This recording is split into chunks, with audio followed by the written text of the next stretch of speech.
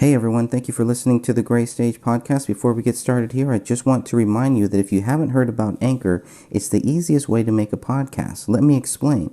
It's free. There's creation tools that allow you to record and edit your podcast right from your phone or computer. Anchor will distribute your podcast for you so it can be heard on Spotify, Apple Podcasts, and many more. You can make money from your podcast with no minimum listenership. It's everything you need to make a podcast all in one place. Download the free Anchor app or go to anchor.fm to get started.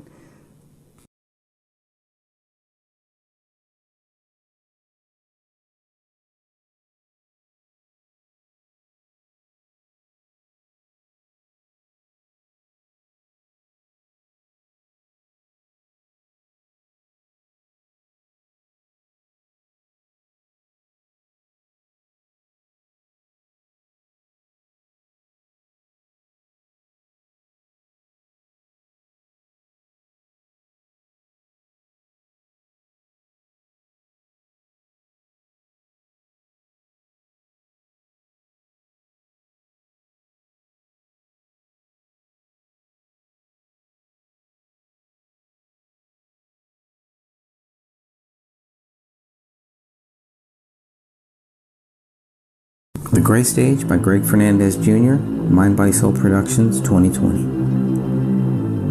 United States Army veteran and Minnesota filmmaker David Crowley was accused of murdering his wife and daughter before taking his own life in December of 2014. The Apple Valley Police Department suspects the bodies were inside the Minnesota home for 3 weeks after they were found by neighbors on January 17, 2015.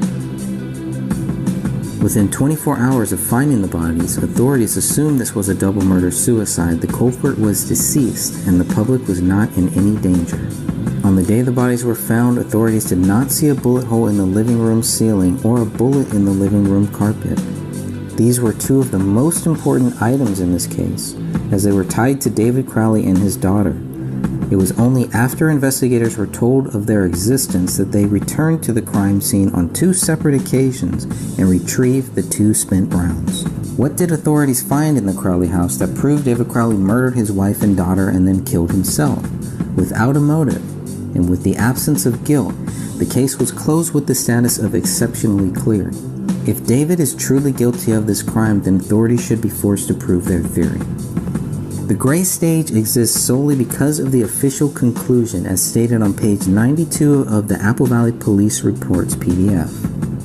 With the conclusion of the review of digital devices, Detective Brian Bone reported on October 7, 2015, there is no other information available for further investigation. Throughout this investigation, the AVPD has not discovered any information or evidence that shows anybody but David Crowley is the perpetrator of these crimes, including the killing of his wife, child, and himself. This book, The Gray Stage, is a direct response to the allegations against David Crowley. Due to the lack of evidence against David, I felt it necessary to write this book.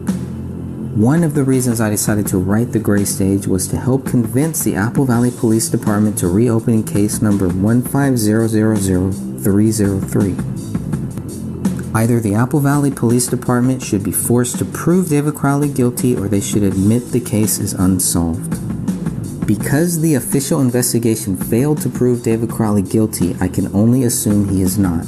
What other conclusion could I possibly reach under the current circumstances? On the early morning of January 17, 2015, Paleo's barking attracted the attention of Colin Prochnow. Colin indicated that he heard and saw the dog inside of the Crowley residence, Officer Becker reported early this morning, and thought it unusual since he had not seen anyone come and go from the Crowley residence. Mr. Prochnow returned home to discuss the situation with his wife Judy. Judy asked her husband if there were Christmas presents still on the front door stoop of the Crowley house. The Prochnows first noticed Christmas presents on January 10, 2015. Colin then went back to the Crowley home and saw Christmas presents scattered near the front door. Colin was going to collect the gifts and bring them home, but he decided to stack them up by the front door of the Crowley residence instead. That's when the dog attacked the front window, according to Judy Prochnow. Early media reports stated Dan Crowley Jr., David's older brother, dropped off a stack of Christmas presents and several miscellaneous items on December 26 or December 27, 2014. However, the police report clearly states Dan Jr. dropped off the items on December 28th. Dan Jr. saw Palaio in the front window but stated he did not knock on the front door and did not look through the front window. Items Dan Crowley left in front of the Crowley home included a $50 invoice for general services rendered by the Lamin Abdel Law Firm. The invoice was dated October 31, 2014 and billed David Crowley for services related to negotiations with the Michael Entertainment Group. David Crowley and MEG were going to pitch the Gray State Project as a television series. The $50 invoice was originally mailed to Hothead Productions, LLC, to David Crowley in Owatonna, Minnesota. Another item discovered on the front stoop was a $14,000 check for David given by his father. The existence of this check was not widely known to the public at first. Early media reports led me to believe David and Kamel were struggling financially. Detective Brian Bone filled out a search warrant application in order to see if there was a financial motive for the crime. Through our investigation, there have been indications that the couple may have had financial troubles. Based on my training and experience, Detective Bone continued, money and debt can be a contributing factor for motive in cases of homicide. Due to the circumstances of the couple's death, I am requesting a search warrant for each of the banks and with AAA credit screening to obtain records of all known accounts, to verify the financial state of the couple and to verify their financial state at the time of their death. In reviewing the records from Wells Fargo, Detective Brian Bone later concluded, I found that the Crowleys had money in the bank but were decreasing their savings and checking account balances during the time from July 2014 and January 2015. With a $14,000 check on David's front doorstep and a working deal to make Gray State a television series, it's easy to understand why a financial motive was never found. Had it not been for the Christmas presents near the front door and the barking dog inside the Crowley residence, Colin Prochnow might not have discovered the bodies on January 17th. Officer Tara Becker recorded audio statements from both Colin and Judy Prochnow. According to one of Officer Becker's supplemental reports, Colin looked through the front window and observed what he thought to be dummies. Colin stated that he now knows that they were the bodies of the deceased, but initially he thought that they were dummies or some type of props that were left in the residence to appear as though they were home when they weren't. Mr. Prochnow then returned home to explain what he saw to his wife. Colin saw what he wanted to be mannequins, Judy Prochnow told me on March 24, 2017. And the reason he said mannequins is because of the condition the bodies were in. Without heads and things like that, you just don't expect to see headless bodies anyway. Judy also explained to me what she saw when she looked through the front window. I saw David lying on the floor, away from Kamel and Ra and the baby. I thought it was a mannequin at first too, and then I realized it wasn't. I couldn't figure out what was wrong until I noticed that there was a spine with a small piece of skull attached. I looked by the couch, Judy continued, and I saw a big bundle of things. I thought at first it was a big butt, and then I saw a little hand. Then I realized that they were all dead, and it was our neighbors. Judy was certain the three bodies were David, Kamel, and Rania before she contacted authorities. Mrs. Prochnow then went home and dialed 911. Police and fire dispatch received her call at 12:56 p.m. Yes, this is Judy Prochnow, and I live at 1055 Ramsdale Drive. Yes. Judy then told dispatch, I think there's been a murder or a suicide next door. Years later, when I asked Judy why she used the words murder or suicide during that 911 call, the response was not what I expected. I'm not one of you, Judy told me. I'm not suspicious if someone dies, I don't automatically assume they were murdered. Yet Judy specifically mentioned murder or suicide to the dispatch operator. I meant murdered as in Kamel and the baby, Judy clarified. It just jumped in my head because they were all dead. That was the only way I could think of that they would be dead, is that he murdered them and then committed suicide because there was a gun next to him. It just looks like there's a pile of bodies, Judy explained to the dispatcher, and one like the head is eaten off. Oh no, the dispatcher responded. I suppose by the dog, Judy continued. And my husband thought they were dummies, but the hands look real, and they would have been there since before Christmas. Welcome to the Gray Stage Podcast, episode number 2, Finding the Bodies. I'm Greg Fernandez Jr. Today we are joined by Dan Hennon, Sophia, Stephanie, and our good friend Ann. Today's topic will cover what we just read, Finding the Bodies, from my book, The Gray Stage by Greg Fernandez Jr. You can download that right now if you go to thegraystage.wordpress.com. You can download it for free. Don't forget to join the group, the Justice for David Crowley and Family Facebook group, if you haven't already, a group that Dan Hennon started. And we're almost at 3,000 members. That's awesome. So thank you all for listening. Thank you all for everything that you do. God bless you all. Let's get to the show. Can I ask everybody, who else goes over and rearranges their neighbors' doorsteps? I wouldn't. Yeah, I don't either. I mean, especially with all the packages that go missing, you're likely to, somebody would think you're trying to steal the packages off your porch if they were over there messing with them. Yeah, I live in an apartment complex, and the people right across from us were on vacation for 2 weeks during Christmas, and one of their HelloFresh boxes was out there. I didn't touch it because, I let the manager know about it for the apartment complex, but I didn't touch it because you just don't know. You don't know what could be in it. You don't know. You don't know anything at that point.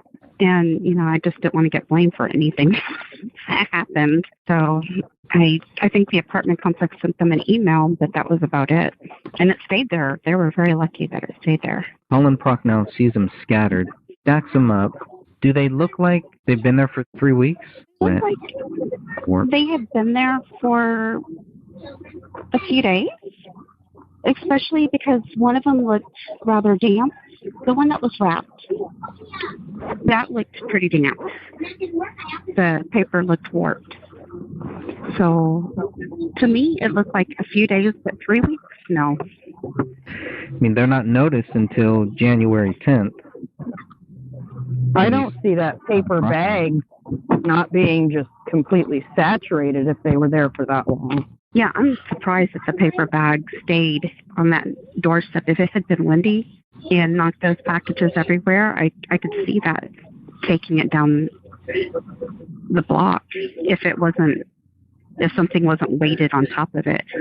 I was going to say that walkway wasn't plowed or shoveled. There was snow accumulated on that. So it must have taken some effort to get from the driveway, which was plowed, to the front door, and then to make the effort to rearrange all the packages. If they really thought, hey, why are these packages sitting here? I haven't seen my neighbors. Why wouldn't you just call the police and do a safety check? Yeah, that's a really good point. Okay, so Dan Jr. dropped these gifts off on December 28th.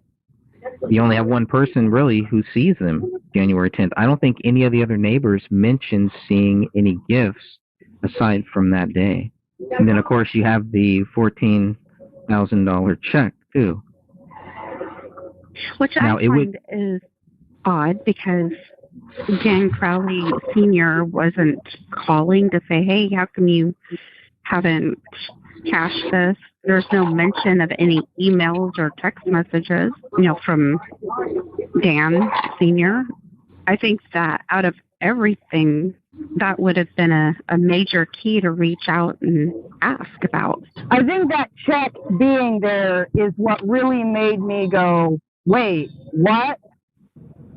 Because, if it's just like little presents that don't really have much value, yeah, if I was going to leave presents, I probably would, but not a check that big.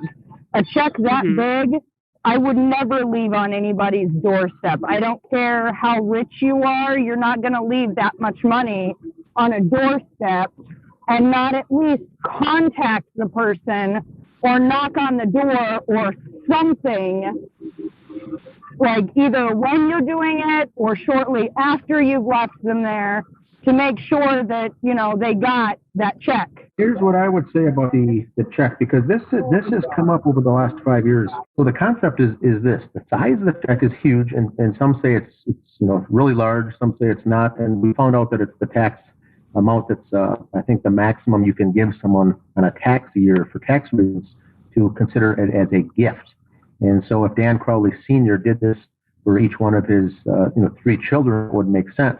Now, I also think that he gave that paper bag and along with some gifts, because he's 45 minutes away, Dan Jr. probably offered to say, I'll drop the gifts off at David's house on the way through to my house, which is where he was living on the way to St. Paul at the time.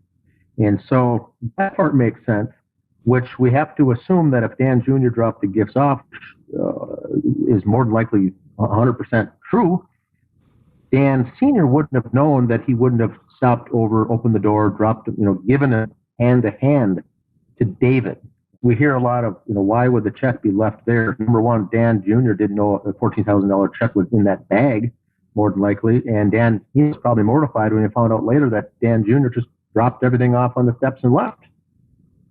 So I don't believe it was intended on purpose that it was left out like that. Now, the other thing is what I have brought up myself right after we found out this information.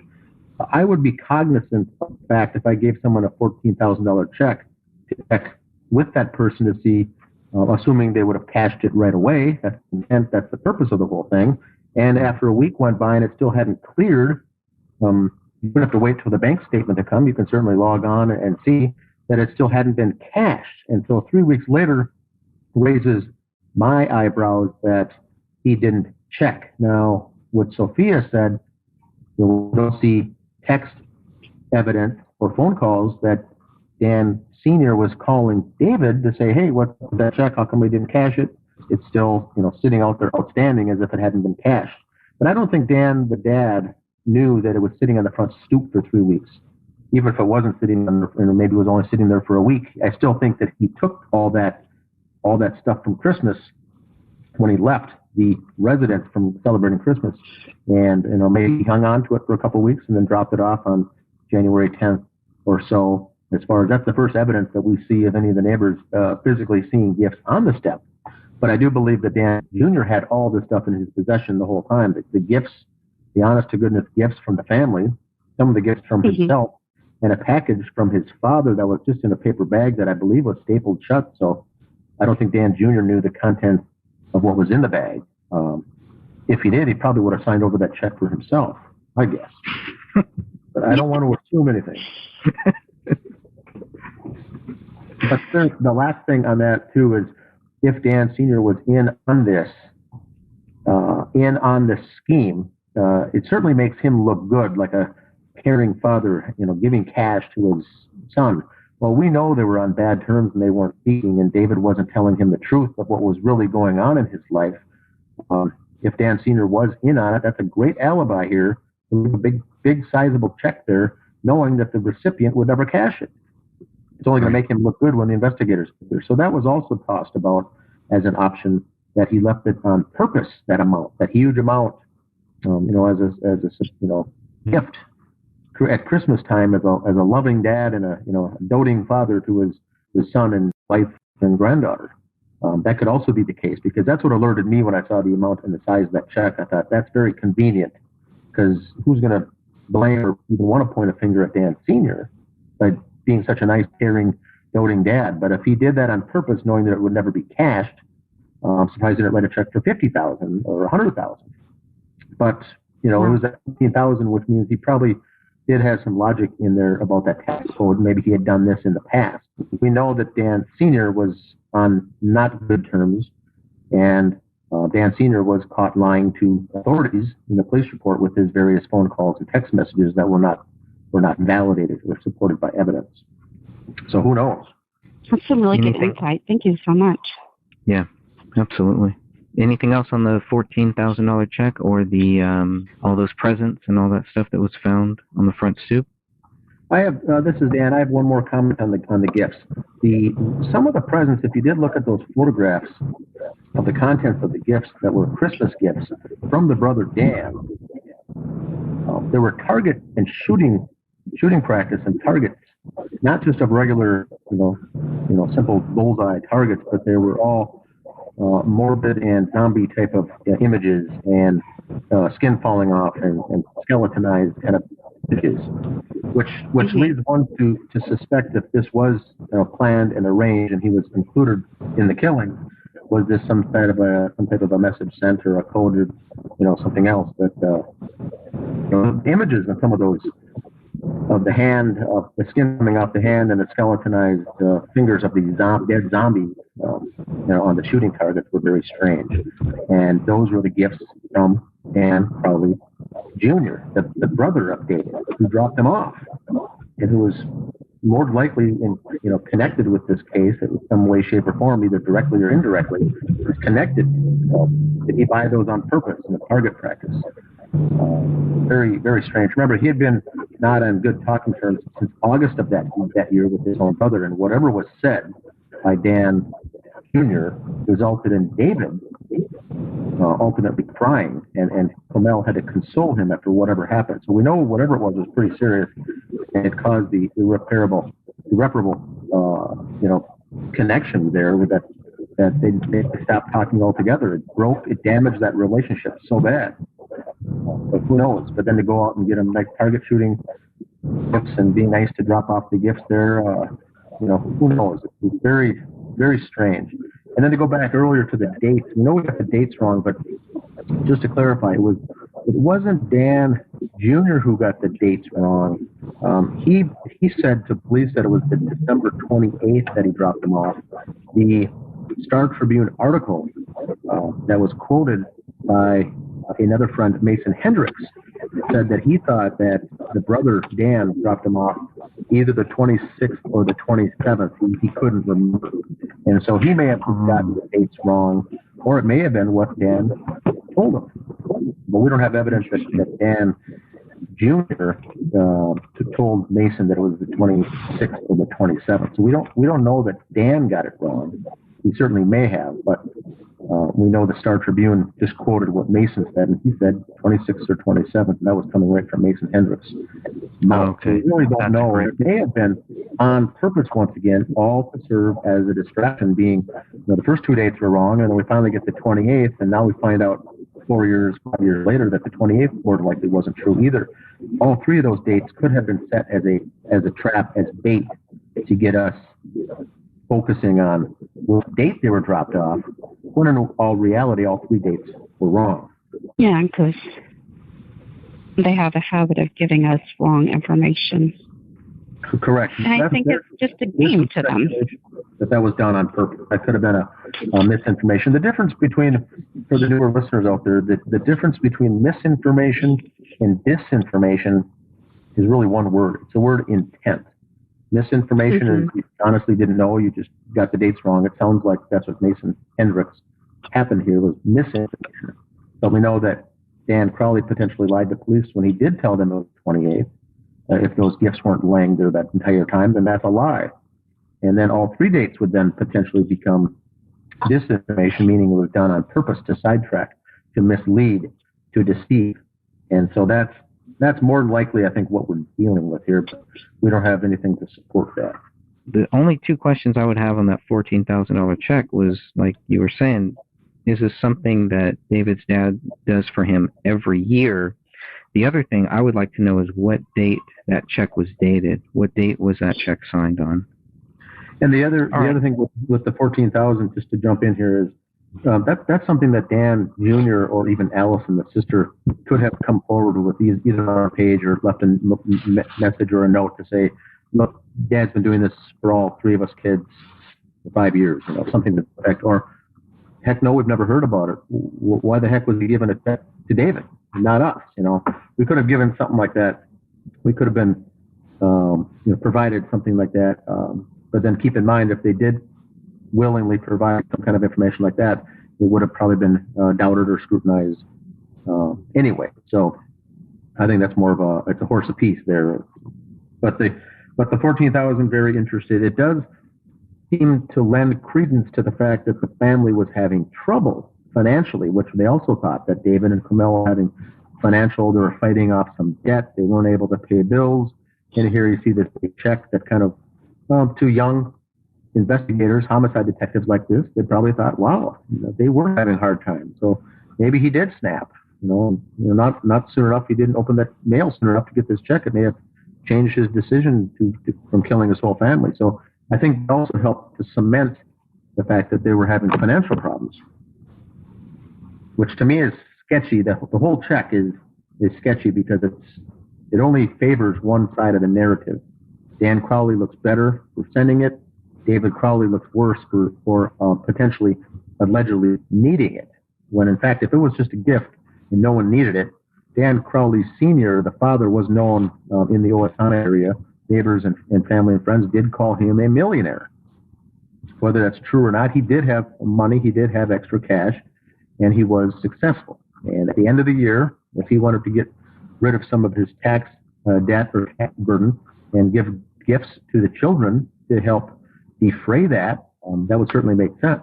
That does not mean to say that David Crowley needed it because he was constrained financially. And that's what I think the young detectives thought. They saw the money, they said, boy, this guy must be struggling to make ends meet. And sure enough, here's a check from his loving father, trying to help do what he can to, make the family succeed. And really, that had nothing to do with anything. It may have been just an annual event that check came that time of the year. Who knows? That's what drives me crazy about this case is that there are assumptions where people are saying, oh, they were struggling. No, they weren't.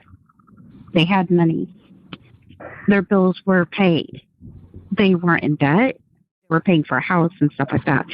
But they didn't have negative credit or past due bills and delinquencies on their credit report, that kind of thing.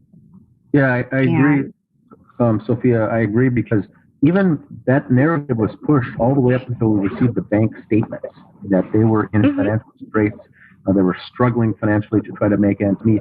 Once those bank statements from Wells Fargo and the checking account statements and the credit card statements came through, we all got to see very clearly how frugal this family was, spending very little here and making bill payments on time, making the mortgage, setting aside a budget to get things done on time. We've seen in some of the notes to make sure things are paid.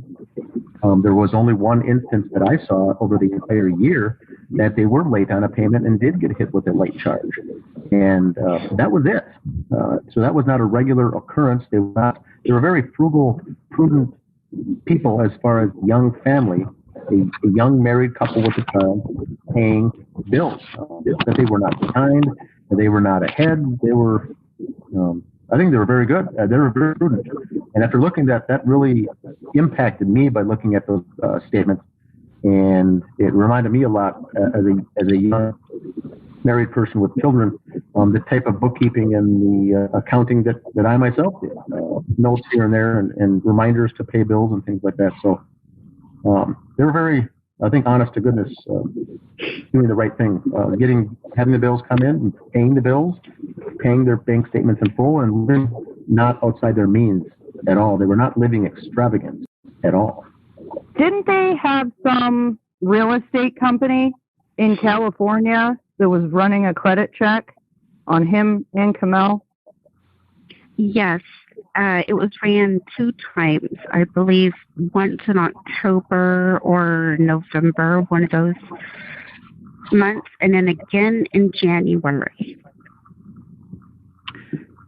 Though, if you spread the story around that they're, broke and having trouble making ends meet, and he lost his book deal, he lost his movie deal, he lost his TV deal, decided to walk from, the California deal because it didn't feel right, then it kind of makes sense why he would have killed himself. Mm-hmm. But if you look at all of the credit reports, all of the financial information, that's when that whole story falls apart, because you realize that nothing in any of their credit reports or credit history at all shows that they were struggling at all, anywhere.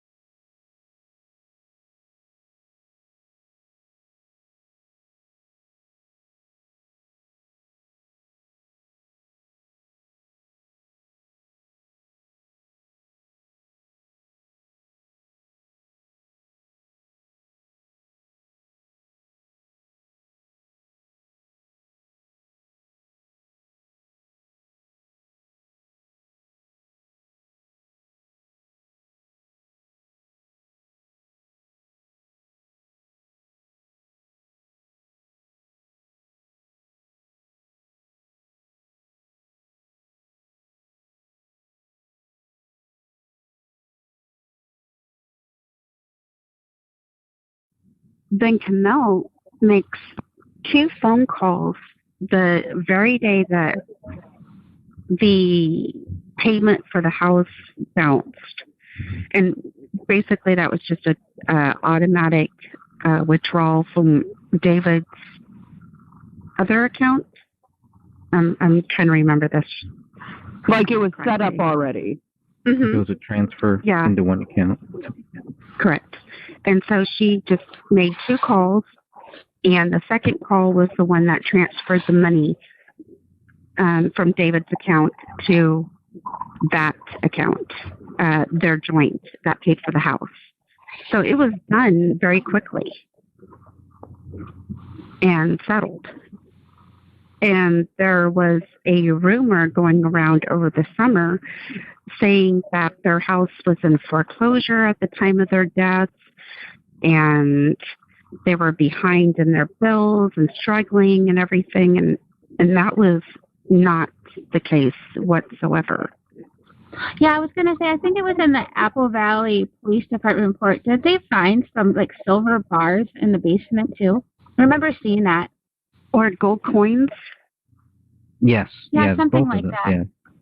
Yeah. So if they Silver. were Yeah. struggling financially, they could have just cashed in. Right. That's a really good point. They had They had so much in that they basement. had so much stuff in that basement that he could have taken to a number of places and gotten enough money to make a mortgage payment. If he was really honestly struggling for the money, that is.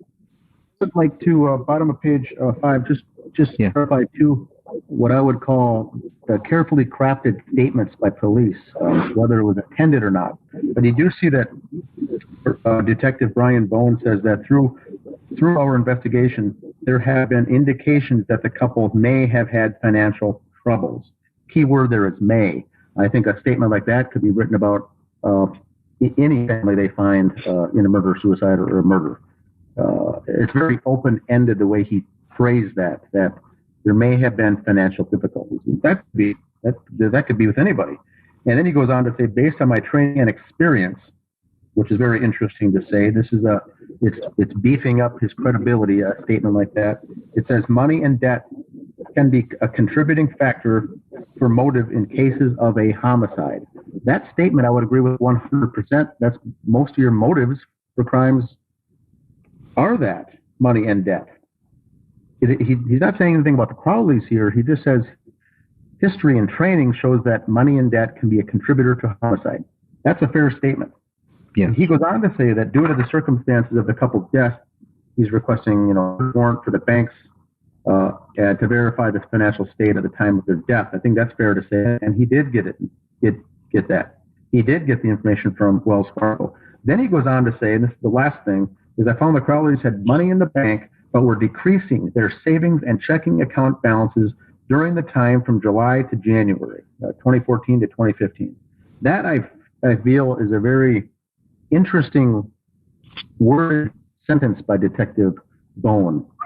It helps lend credibility to the fact that they were canceling and closing out everything on their way to being despondent and depressed and to kill the family. It helps push that narrative that they were decreasing their balances.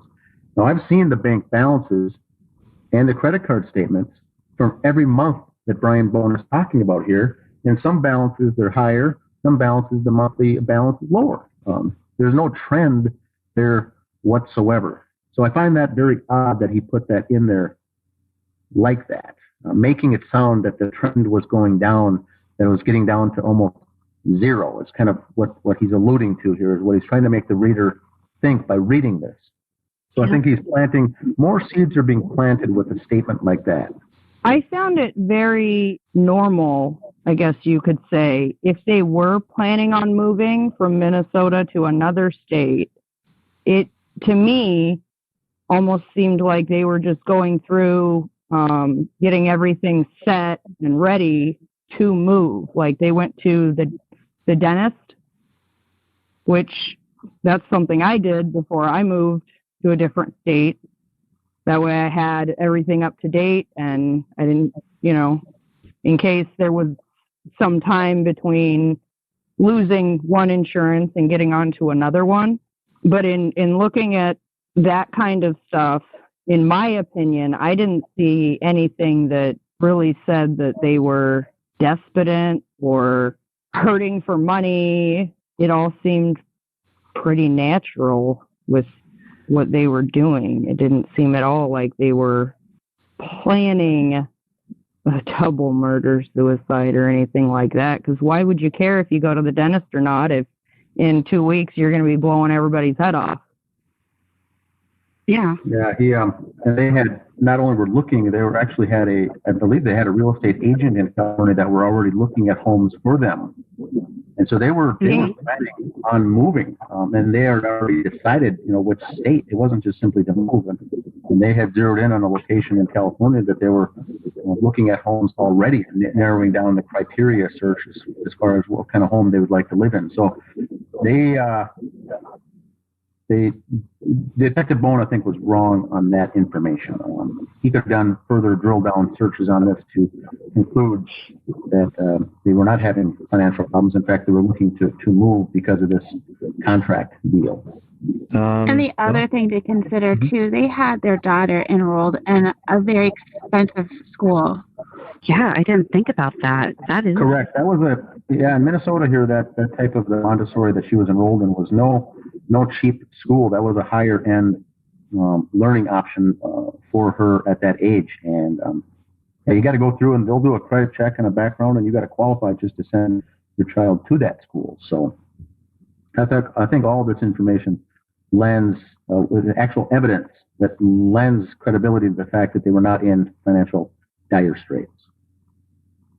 Comel had even went to this at length to say that she was writing a book and let her dietitian license in the state of Minnesota lapse. She let it expire. So that also leads to the fact that she's probably looking to re-up her license in another state. Then we go to Officer Tara Becker, and we get to what Colin actually saw. Colin looked through the front window, and he observed what he thought to be dummies.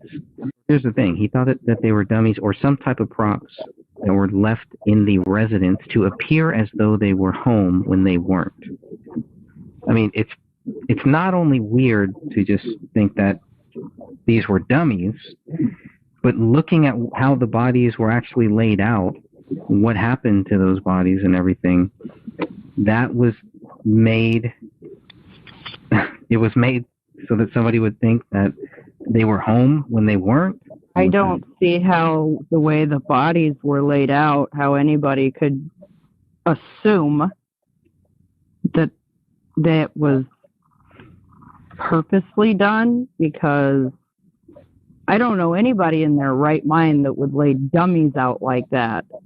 Right. I mean, to me, that's a great way to get somebody to call the cops and say, hey, look, you better go check that out. I do think that right there, where he thought they were dummies at first, would be what someone who is not a suspicious person would automatically jump to. Correct. I agree with that. Because if you're a suspicious person, your automatic response is, oh, they were murdered or they killed themselves. If you're not a suspicious person, I think this is a perfect guess onto what could possibly be going on in that house if you don't have a suspicious mindset. Yeah, I agree, Stephanie. I think this is the telltale sign, I believe, that Colin Prochnow was an unsuspecting or unwitting victim. If Judy was part of this, he was certainly not in the know. The response and the answers that he gave I think, would be consistent with that of a normal person stumbling upon bodies like that. Mannequins, dummies. I think that's what most people would think. Now, right. The part that I agree with on Greg is I don't like the fact that he used the phrase, they were set up to make it look like someone was home. And I don't know if that's just Colin not knowing what he said, or if he was in a state of shock when he made that quote. That doesn't make sense. It's not like they were sitting up in chairs fully clothed, like some kind of a prank or something, or for a movie set or a prop or something. They were lying on the ground with missing limbs. I don't get that statement as far as made to look as if someone was home. But I do agree with the mannequins and dummies. I think a normal person seeing something like that would probably think that's what it was. And so I think that's when Judy, I think at that point, had to do something to get him back over there, because I feel she was in the know, and they were intended to find the bodies. And she said, no, I think you better go back. Her response is not a typical response of someone that's consistent with being shocked at what they've seen. Her 911 call was very suspicious, and this whole thing. Colin does seem to be an unwitting person here that's not in the know, is what it seems like to me. He's not acting. He has everything that he does seems to be authentic and organic. His response, his 911 phone call, he's just shocked. Judy's is more of a script or bullet points that she's reading off and rattling off to 911 dispatchers and saying, Colin, go back over there, check it out. There's no way they're mannequins. And then the neighbor wants to come over and look inside, and she says, no, don't look. It's awful. So she's the one. Judy's the one leading questions and planting seeds. Colin, I think, is just answering a normal way a grandfather would probably answer being shocked like that, not knowing. I think he would think they were mannequins or dummies. I just don't agree with that they were made to look like someone was living there. I don't understand that. I also want to jump in and say, if you look in here, Judy tells the neighbor, don't look in the house, it's awful. But she was also one of the people who came to the justice page early on.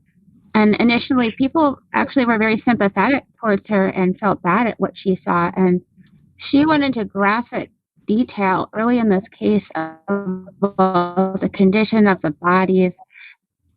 I mean, it's strange to me. She tells the neighbor not to look, but she's going to go on a public Facebook page and describe graphic details of what she saw that's not consistent. And I remember when she was doing it, it was really quite shocking and disturbing at the time. And that was 5 years ago today. Yeah. Oh, she's still joking about it to this day. About the state of the bodies and the tragic deaths of David, Camille, and Lonnie. To this day, she is joking about it. It's incredibly sick. That's just as sick as the friends online putting on public forums all the disgusting comments that they made. Like, if this is your friend and you believe that he committed this crime, why on earth would you be making a sick joke like that? Or it's not just one thing that they said. It's at least 10 different comments that several of these friends made. Everybody was sympathetic to all of these friends and Judy until the comments, because those comments are what say, oh, you don't need our sympathy. You're talking about the dog barking at the window and Jan Jr.? Oh, I was going to say, Jan Jr. said the dog attacked the window. There was somebody on the justice page, knickknacks and books, and none of the knickknacks are disturbed. There's still dust sitting on there. The books are straight up and down. How did the dog get to the window? If he was jumping on the shelf, wouldn't the objects on top of it be falling to the floor or something? That's a very good point, is they should have fallen if he was viciously attacking the window like it was said. Yeah, and those for the newer listeners, newer members of the group, it was not a sturdy bookcase there in front of that window. It was kind of a wobbly, flimsy case there that did have books on it and some knickknacks at the top. Beside those two bookcases, I think there was two. There was a very little space in the middle for a dog to get in to jump up at the window, and there was no space on the left side of the window because that's where the Christmas tree was. The right side of the window had a little space from the bookshelf to the opening of the window that the dog could have jumped up on to do the barking. But we see images from the crime scene showing that curtain was closed overhanging that section of it. But then later on the same photos that they were taking, that curtain was subsequently wide open. So the curtain was moved, but it does allow us to see where the dog could have potentially jumped up to attack the window. But that space was very small to do so. And none of the knickknacks, like the gal said earlier, were disturbed, knocked over. If a dog jumped up there and attacked, those things could have been flying all over, all those little knickknacks, but they weren't. So it's very strange. And Judy said later on another comment before all the FOIA requests came out, she said the dog was up there because that's where the couch was. The sofa was in front of that big picture window. And the dog was jumped up there and attacked the window from the sofa. And she went on pretty heavy on the comment section on the people.com, the People magazine website when the article came out and when the story broke nationwide. She spent the best part of that afternoon on the comment section heavily trolling there and telling everyone that the dog jumped up because there was a sofa in front of that picture window. And so when the photos came out soon after that, that showed that no sofa was even close to that front picture window, that's when some of her story started collapsing. She is very obsessed with this case. The amount of time she spends online looking for this case on the different forums, different articles, Reddit, YouTube, everything, and then she goes into the comment sections and stuff like that. This is unhealthy. For just somebody who was just a neighbor, it's a very unhealthy thing. To play devil's advocate, you could say fairly that, I myself have a very unhealthy fascination with this case. However, as Ann just pointed out, Colin, as Judy told everybody, Colin was having a very serious, a very troubling time trying to get over what he saw, by himself, which, that's completely understandable. But as Ann was saying, if you know that's going on with your husband, why on earth are you going to sit here 5 years later and still be one of the main people attacking people for going against the official narrative? The way that she's gone about this whole thing since day one when the bodies were found is just very, very concerning. When she calls in, and the second thing that she says is, I think there's been a murder or a suicide next door. Mm-hmm. She has to understand why people would start asking questions about her, jumping to conclusions so early. And it's not just that. Just like how Dan was saying, if you compare the two 911 calls, they're like night and day. Looking through the same window, the exact same window. These are two people that have lived together for a very long time. Looking through the same window, one sees dummies, the other sees a murder or a suicide and describes dog scavenging. It's a big, big difference. It's confusing when you have two people also calling in about the same thing that, again, live in the same house and they're not even on the same page about who's going to call 911. They both end up doing it. And that gets back into the misinformation or disinformation. Was that done on purpose to, all this chaos we had? Was that all planted to create that, to confuse on purpose? My first request, before I requested the FOIA for the police log, was the audio transcript, the audio of Judy's 911 call. At that point, I didn't know Colin made a call. I didn't know two people made a call. I asked for the audio. was quickly shut down by saying, we can't send the audio, but we can send you a transcript of what was said. And I said, that sounds good. So that was odd. Is that a common thing that they will not send out the actual 911 phone call in audio format? I think that would be very telling by the inflection of the voice and how it was stated by Judy. I think that would be very, very telling. With the other case that I received from Apple Valley, we received the audio recordings for that case. I'm not sure if we received the 911 call, but we got the interviews, and that was very enlightening, wasn't it, Greg? Yeah. I think that in the future, if this case was to be reopened or reinvestigated, the first thing we should get is the audio of that 911 call and the interview videos of the interviews police held on surveillance, and they were captured on audio and video, I think, of the interviews, and also the dash cam of Tara Becker's squad car that was positioned at the scene of the house that was aimed, the camera was aimed directly at that front door and was left on, I believe, for 4 straight hours. Dash cam video does exist. And that'd be able to pick up the movements and the actions, I guess, of the first responders. But this 911 call would be interesting, just to hear it in the voice of someone, and then be able to give that to someone that does language the breakdown, if that's someone lying or being authentic or organic or reading from a script or planting seeds. I think that'd be a good one to get to a test on the actual audio of that 911 call. That may also be the reason that it's also been held back. If they don't want that to get out, because you can tell so much from a person's voice on that call, it might be the first reason that they shut that first thing down right away by saying, we're not going to release that. Good point.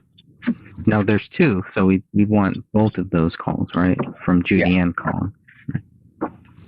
And I have requested them. I was just shut down by... Did they give any reason or anything, or... Mm-mm. I mean, is it I wasn't worth? ever given a reason. They just.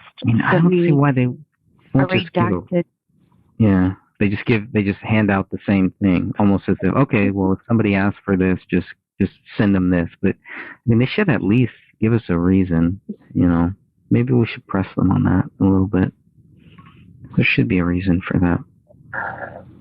Because I had made a very detailed list, and specifically requested like the dash cams and that footage from Tara Becker, from that vehicle, and everything was ignored.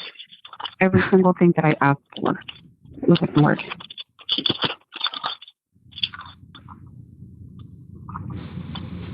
So, and Dan, I'm happy to give you a copy of that for you so that you can see exactly what I had requested. Yeah, a screenshot of that, or just a 1 page of that particular request would be good. You can shoot that over on an email or something. I do think that they're not going to provide that for sure. But and I had also requested on an official transcript that dash cam recording of Officer Tara Becker's car, that squad car, that they said in the police report the note was on, the video was on, and the note said it was recording. I think it was. Memory serves, I think it was 4 hours straight that thing was on. That would have been interesting just to see, not from the Judy Colin perspective, but to see the actions of and how they were going about, who was going in, who was going out. It wouldn't have captured anything in the backyard, but it would have been just the front, kind of more of the scene. Yeah. But that was rejected as well.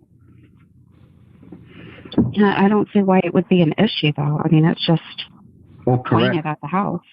Correct. That should be the first thing being able to receive. And I said in my note too, if there's a cost, for making a DVD or burning a CD, and something like that, I'll gladly reimburse you the costs of what it would take to put the time and effort into transferring that to, the 4-hour recording. And nope, that was still shut down. So I think by this time, when the FOIA started coming through, I think at this time, one can conclude that the higher ups in the Apple Valley Police Department already were given the order to start limiting what's coming out in this case, or one could call it the cover up on the aftermath of all this, because what we got versus what we didn't get was already was already censored right at the beginning, what we were getting and what we were told. Right. And Right, that's because it was after that point is when I went to the Apple Valley Police Department Facebook page and gave them a 1-star review saying the detectives handled this case very poorly. And it wasn't done in bad taste. I didn't use foul language or go in there yelling and screaming. I just left a note saying that 1 out of 5 stars that the investigators handled this case poorly. And it wasn't but a couple of weeks later that it was that comment was removed. And then I asked who removed the comment and why. That's the whole purpose of having ratings and comments, much like Yelp or a restaurant review. You want to see the good and the bad. And I had nothing written poorly or in distaste. It was an honest feeling that I have to this day. It's a 1 star out of 5 of how the detectives handled that case. And they never got back to me as far as why it was removed, who removed it, and for what reason would they take out a review on their Facebook page. So all these things lead back to the suppression of information started at the very beginning with these folks. And that's not to say they were involved in the murder. That just lends, I would say, it supports the evidence. It supports the fact that they were somehow covering up in the aftermath of this event.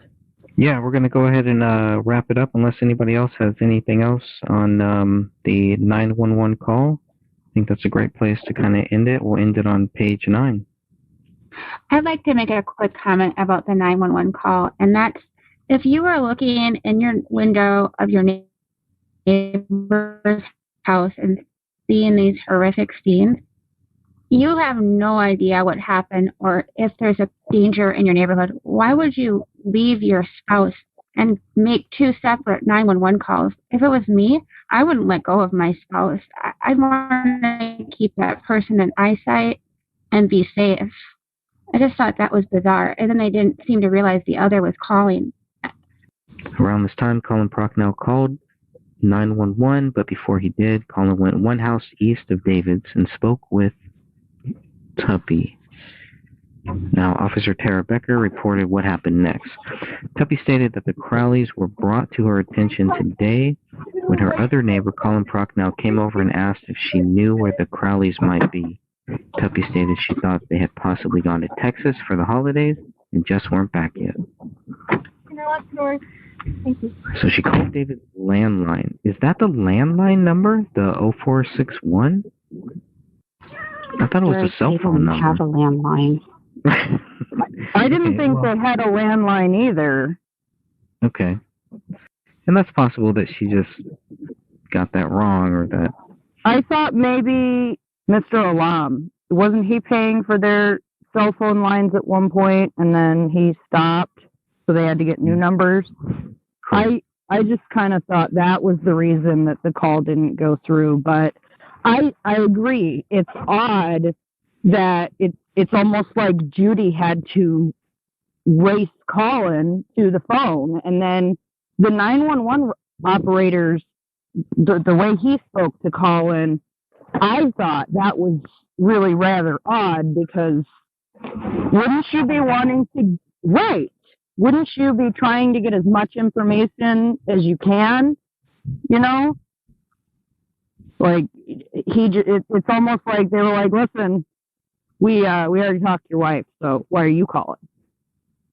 Like, it's wrong that he was calling. Which, I mean, maybe I'm wrong. Maybe they only want one person to call to report a crime, and that's it. The way they don't have to track down as much. Who knows? If you looked in your neighbor's window and saw this, why are you leaving your husband at all? You don't know if there's somebody still skulking around coming to do the same thing to you next. Like in every other 911 call I've listened to, it's, okay, hold on, stay on the line with us, help is on the way, not, okay, goodbye, get off the phone. I think the only other thing that I want to get everybody's thoughts on are this gun, because if you read the 911 transcript, it's not clear by that if Judy saw this gun.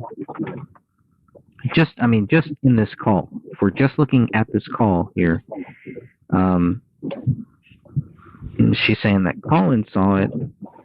She never really says that she saw it. And that kind of bothered me because I wanted some type of statement in this thing. She's so clear about all of these things, it should be clear whether she saw that gun or whether she didn't. But she's asked, and she says, yes, my husband saw it. She doesn't say, yes, I saw it. Okay, so right before they ask him what his name is, so he says, yeah, it's 10:51. Would somebody like to come over and, what is it, do a welfare or well check or something like that? Mm-hmm. And the dispatcher says, okay, you said 10:51 for them? And Colin, I don't think there are any bodies, but it looks like there's a gun next to one, a handgun. And then they say, okay, and what's your name again? And he spells his name, and they ask for his phone number, and they give a cell phone number, a house number, and then the dispatcher says, okay, all right, just 1 second. And then Colin starts explaining that, they were out of town and they saw a presence. And after he gets done saying this, the dispatcher says, okay, did you already call? And Colin says, what? Yeah, we tried calling that cell number and nobody answered. And the dispatcher says, no, did you already call us? Your wife already called us. Judy just called us. And Judy says, the dispatcher says, okay, you saw the gun on the floor. And Judy says, yes, my husband saw it. He's not here right now. He's talking to the other neighbor. We hadn't seen any movement over there and all that. So Colin saw the gun. She didn't. But it's not clear. Right. It's not clear if she did. Right. Right? Right. If she did, she does not specifically say it anywhere. She does specifically say her husband saw it, but she doesn't specifically say, yes, I saw it too. Which, if she could see in such detail the fingernails, wouldn't you think she would have noticed the gun? Because that's something more recognizable. You could recognize a gun better than you can a body that's just got like a little bit of a skull and hair stuck to it. It's kind of how you don't call 911. They should use that. Yeah, this is the exact way you don't call us. Don't do this. Because it's just really bad. There's nothing here that you just go, oh my, like, what are you talking about? It's way too much guessing going on. Okay, I want to thank you all for listening to the Gray Stage Podcast number 2. I really appreciate all of you. This will be a monthly podcast. We're going to try to put out something new every month. Our goal is to try to reach as many researchers as possible to put the information in this book in the hands of as many people as possible. That is the goal of this podcast. That is the goal of the book that I wrote.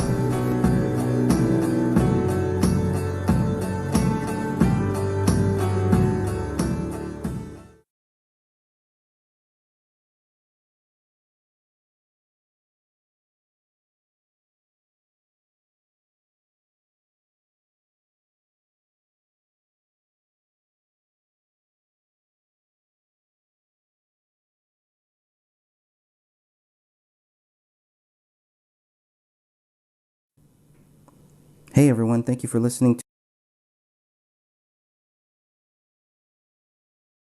to the Gray Stage Podcast. Before we podcast right from your phone or computer, Anchor will distribute your podcast for you so it can be heard on Spotify, Apple Podcasts, and many more. You can make money from your podcast with no minimum listenership. It's everything you need to make a podcast all in one place.